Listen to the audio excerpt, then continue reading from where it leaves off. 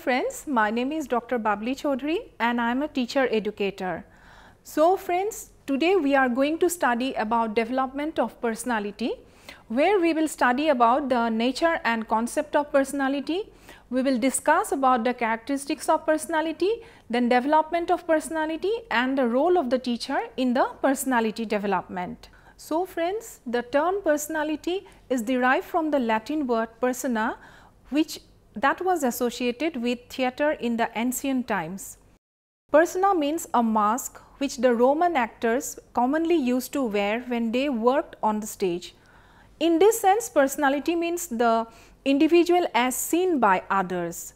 Personality is the totality of everything about a person, his or her physical, emotional, mental, ethical, social and spiritual makeup. So friends, in simple terms, personality consists of the following: the way we look, the way we dress, the way we talk and the way we act. So friends, what are the characteristics of personality is then? Number one, personality is what one is. This means that personality traits are developed in each individual up to a stage in life. After that, they get stabilized. And on the other hand, one cannot borrow any other's personality traits. Whatever is visible is what is inside a person. Number two, personality of each individual is unique. Even the identical twins are of not same in the personality characters. Number three is personality is dynamic and not static. That is, personality trait, though selective, present in each individual, get brushed up from time to time. Though there cannot be any new addition to the personality traits, however, each trait can be brushed up and changing at times. Number four is personality functions as a unified whole. Each person's personality expression is the sum total of what one has, and one cannot hide one's traits in totality while interacting with others. Number five, personality is the product of both heredity and environment. An individual inherits personality traits by birth and simultaneously those traits are nourished through upbringing. Then further, the socio-cultural and economic environment also contributes to development of certain personality traits. Number six, personality is true and true social. The personality traits of an individual get nourished and brushed up into social forces and interactions. Number seven, personality is continually adjusted itself to the environment. Though personality traits of an individual are generally inherited at birth, those traits get influenced by environment and get adjusted to changing environment from time to time. Number 8 is, in rare cases, personality influences the environment. Largely, one gets influenced by the environment factors or forces, but sometimes dominating personalities to an extent influence the environment surrounding them. Then number 9 is, personality traits are not for nothing. There is a purpose in every individual's personality. Accordingly, one fixes the goals of life and tries to achieve those. Number 10 is, personality is self-consciousness. We do not attribute personality to animals. Human beings have mind to things, so human personality is a thinking process. Though animals do not have such things, even individuals need to be made aware of their traits and abilities and act accordingly. Now friends, we will discuss about the development of personality.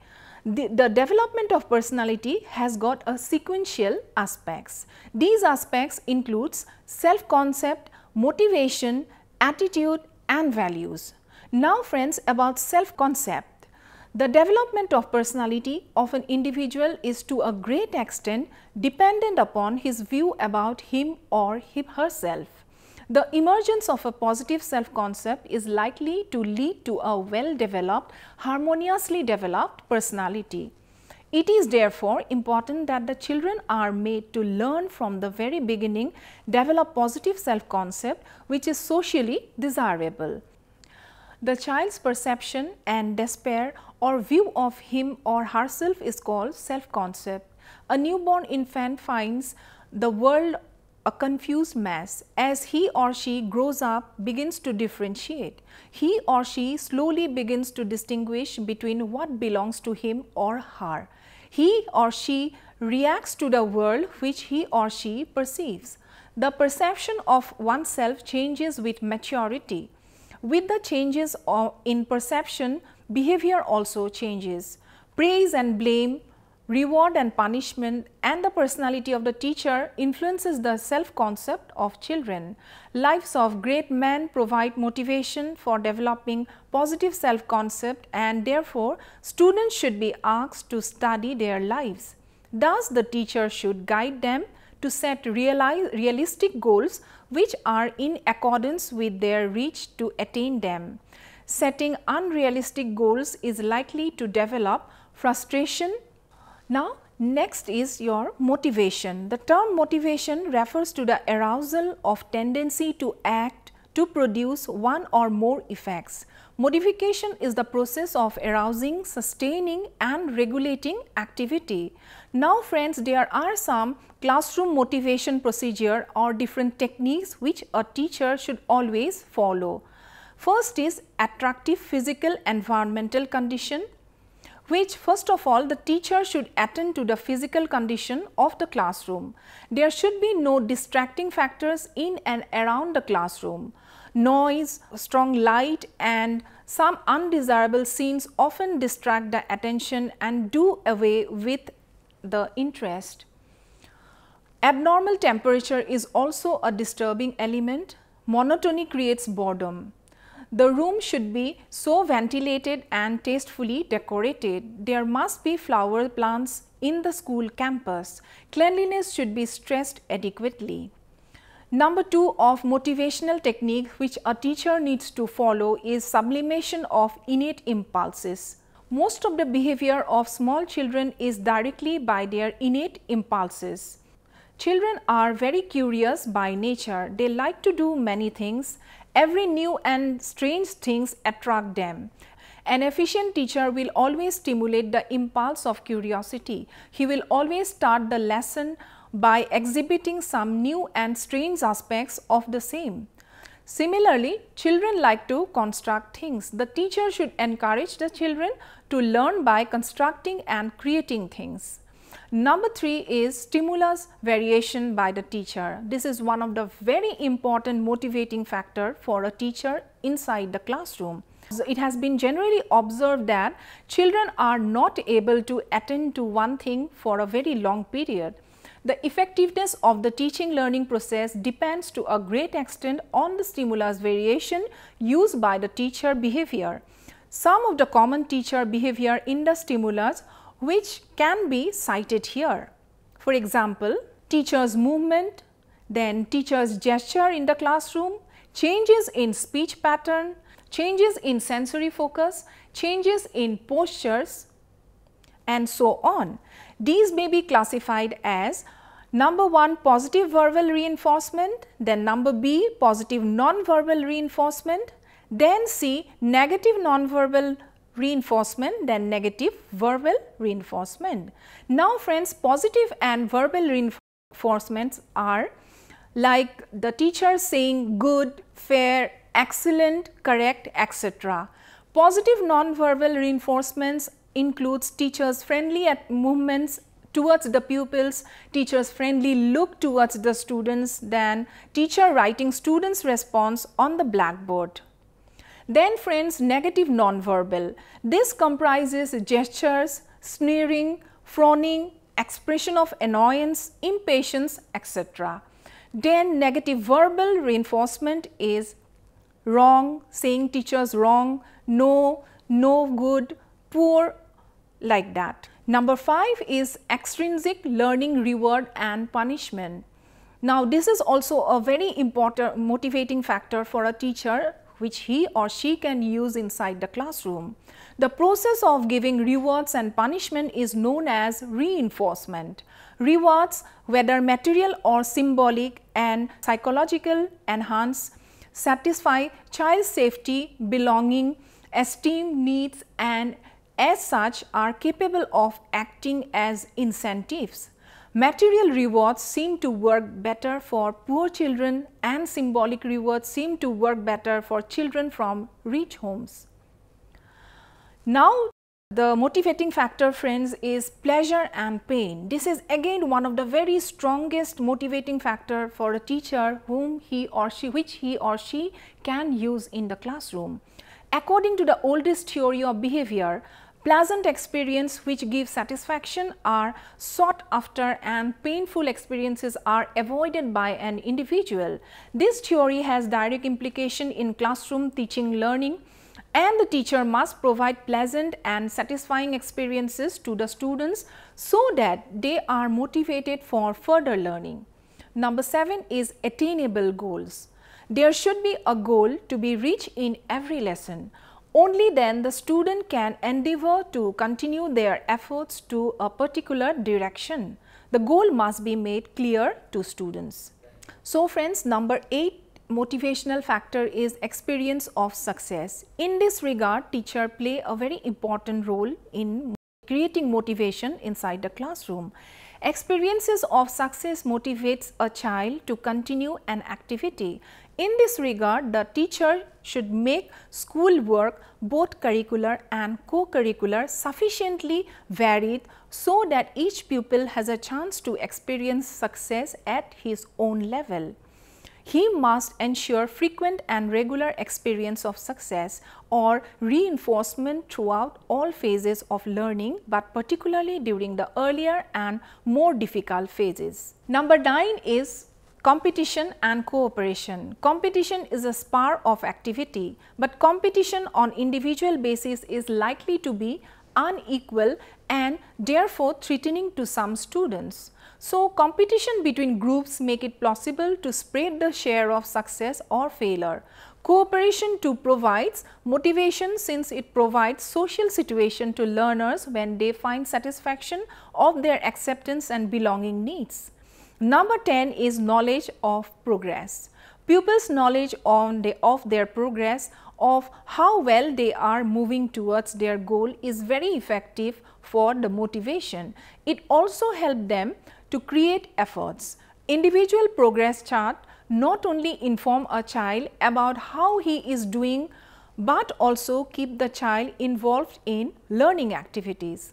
Next important factor is novelty. The striving towards self-actualization make pupils search the new and the different. Field trips, excursion, dramatics, sports, literary activities, etc. helps the pupil for developing self-actualization by providing them opportunities. But their safety needs require that they should know beforehand when and how the new experiences will be provided. Then friends, individual difference of the children. This is one of the very important factor that should be realized by a teacher always when he is inside the class. Children have different interests and capabilities. All the children cannot be motivated alike for all the lessons at all the time. It is the duty of the individual to discover individual interests and capabilities of children to motivate them accordingly. Next is about teaching skills. Teaching skill of the teacher greatly influence the motivation in students. It is not easy to give an exact number of teaching skills involved in motivating students in the class.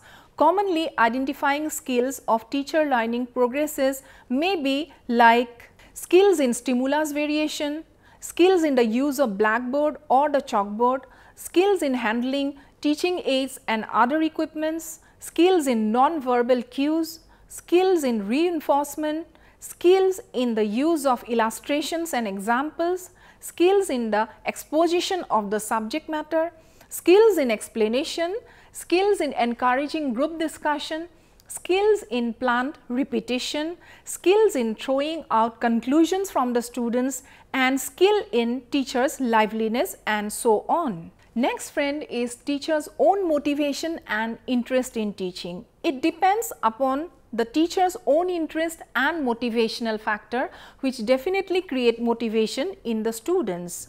The teacher must be interested in what he is teaching and in the children whom he is teaching. If he is not interested in the work himself, he can never motivate the class. It may be said that a teacher who has been teaching the same subject to the same classes for a number of years tends to lose the interest in that class. But this is not the fact. The subject matter may be the same, but the children may not be the same, and children are not the same. Even the same subject matter can be changed and developed and can be more interesting to motivate the children. Next, friends, the factor is the attitude. One of the chief objectives of education is the development of desirable attitude in the students. The students must develop several attitudes like attitudes towards the studies, attitudes towards the friends, self and certain ideals, etc. An attitude is dispositional readiness to certain institutions, persons or objects in a consistent manner which has been learned and has become one's typical mode of response. For example, one's views towards the food or drink or sports or maths or democracy are the attitudes. It includes certain aspects of personality such as interest, appreciation and social conduct. An attitude is learned or adopted. Now friends, about values. A value stands for ideals men live for. They are the guiding principles of life. Next friends, it's about values. A value stands for ideals men live for. They are the guiding principles of life which are conducive to one's physical, social and mental health. Values may be defined as what we believe, professed values, and what we practice, operational values, and what we learn from experience in order to adopt and new traditions received from the past traditional values. Now, some values which I can cite here is about beauty, goodness, cooperation, courage, citizenship, comparison, devotion, discipline, duty, non-violence, peace, national consciousness, justice, simple living, sympathy, self-respect, obedience, etc. Now friends, what are the ways and means of inculcating values? What is the role of education here? So, the role of education in this regard could be firstly about morning assembly that take place inside the school.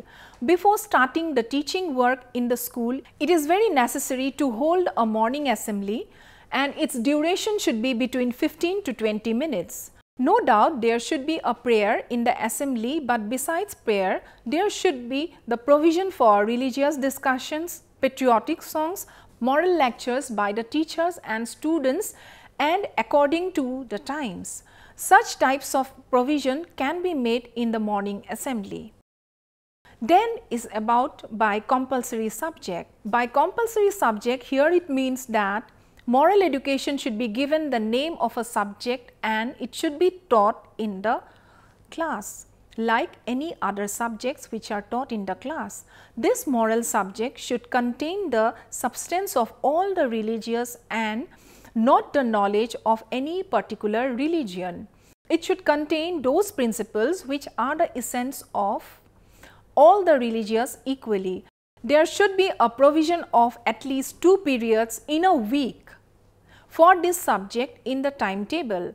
Redesigning of curriculum, and in order to provide value education, there is a need of redesigning of curriculum.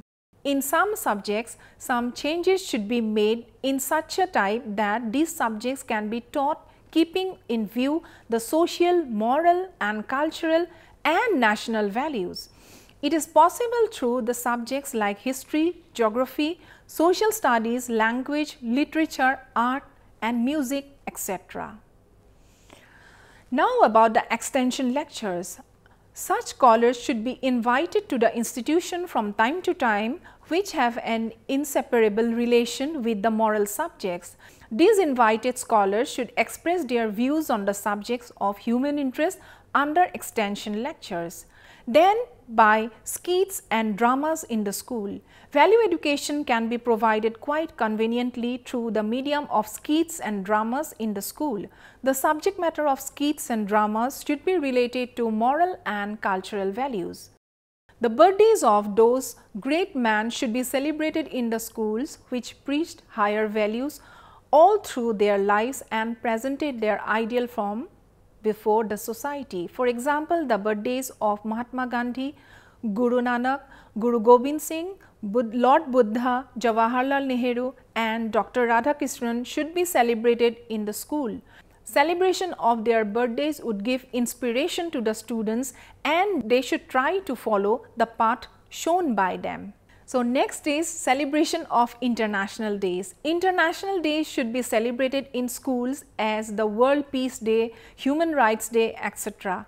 By doing so, there would be the development of world brotherhood among the students. Then the use of mass media. Maximum use of mass media should be made to give value education to the students. The use of newspapers, journals, Doordarshan and radio etc. can produce awakening among the students towards values.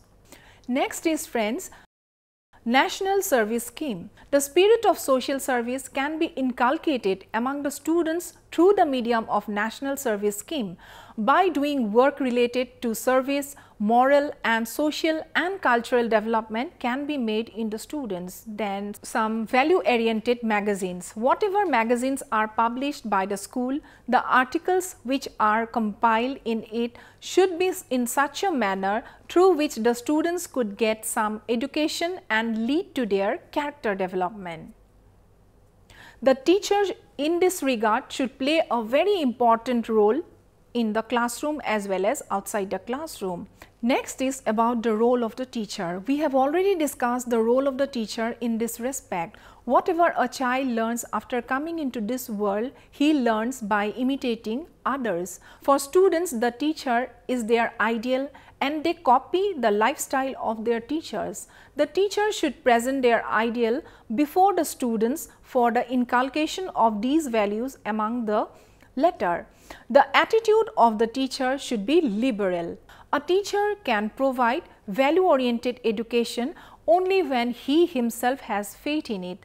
There should be no difference between what a teacher says and what he actually does. It should always be the endeavor of the teacher that whenever there is something in the context of value, he should at once elucidate the same and should give emphasis to value-oriented education. Teacher is the only personality in the society through which the social, moral, cultural and spiritual development of the student is possible. Therefore, friends, the personal life of the teacher should be the above board neat and clean and worthy to be limited so that he is able to leave an lasting impression and imprint of his personality on his students. Now, some of the important guidelines for teachers are as under. Teacher can pay attention of the students with the help of the following. One of the best method of developing personality is to pay due attention to children. The quality of the attention also counts. If children ask a question, the teacher should try to answer it immediately. And they are important as they need to be paid attention. If the teacher brushes them aside, they get the impression that teachers are ignoring them and they lose confidence. The teacher should be fair, frank, honest and loving, but firm and consistent. Rules too gentle are seldom obeyed, too severe seldom executed. Discipline should be tailored to children's needs. For example, children should be impressed by actions which speak much louder than words. The teacher should be careful about how he lives. He may be the only textbook some of the children will ever read. Now, the fun made by the teacher is also a very important factor. The teacher must have fun with them once in a while. This is also education in its own way. Like inspiration, the secret of providing inspiration as a teacher is to know what he is doing. love what he is doing and believe in what he is doing. Now love, it is a popularly saying that love the child and child will love you, hate him and he will hate you. So patience is also one of the very important factor. For a child to be trained by love take a lot of patience. Regarding praise, children thrive on praise. It is of the most important parts of teaching. If a child lives with criticism, he learns to condemn. If he lives with praise, he works hard to top capacity. It is important to praise a child for his good behavior than it is to scold him or for bad behavior. Understanding is also a very important factor for the teacher. To understand children, a teacher must first understand himself. It may be emphasized that the teacher is not concerned with one of the other aspects of the development of personality of a child. He is expected to be all things to all the pupils. A physician concerned about their physical health, a mental hygienist leading them carefully to sound mental health, a philosopher guiding them painstakingly in their search for truth, a moralist assist and encouraging them to acquire goodness, an artist helping them to find beauty. He must be a minister, ministering to their every need. Such a ministry calls for dedicated service. So friends, this was about the development of personality that we have discussed. I hope you will be further motivated to learn about this chapter or this unit more. Thank you very much.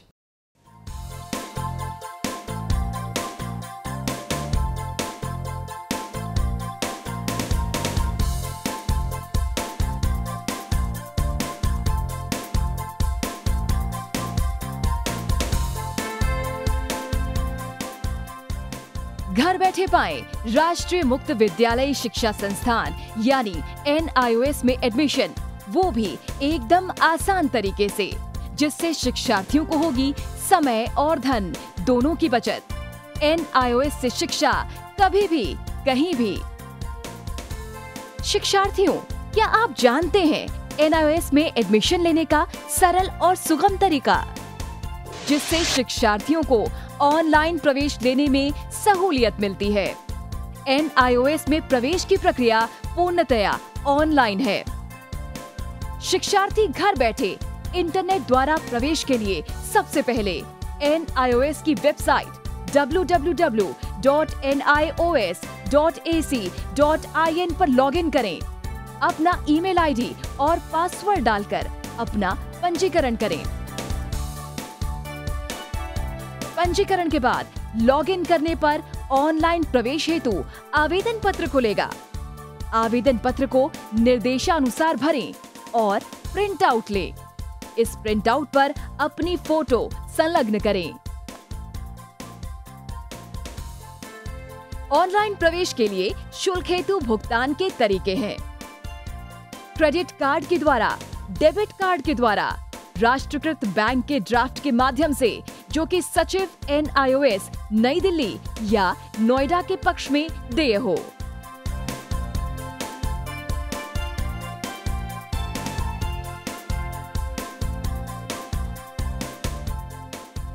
भरे हुए आवेदन पत्र के साथ साथ demand draft और संलग्न किए जाने वाले दस्तावेज हैं: जन्म रजिस्ट्रार के जिला कार्यालय से जारी जन्म प्रमाण पत्र की सत्यापित प्रति, जिसमें जन्म तिथि अंकित हो, पिछले विद्यालय से प्राप्त विद्यालय छोड़ने का प्रमाण पत्र, जिसमें आवेदक की जन्म तिथि लिखी हो। प्रवेश फॉर्म का प्रिंट आउट NIOS के संबद्ध क्षेत्रीय केंद्रों पर 10 दिनों में पहुंच जाना चाहिए, अन्यथा उचित दस्तावेज न लगे होने पर आवेदन फॉर्म रद्द किया जा सकता है। प्रवेश प्रक्रिया की पुष्टि होने के बाद शिक्षार्थियों को परिचय पत्र व अध्ययन सामग्री डाक द्वारा तुरंत पहुंचाई जाती है। ऑनलाइन प्रवेश एक बहुत ही सुगम और सुविधाजनक प्रवेश प्रणाली है। Online on time for safe and secure admission.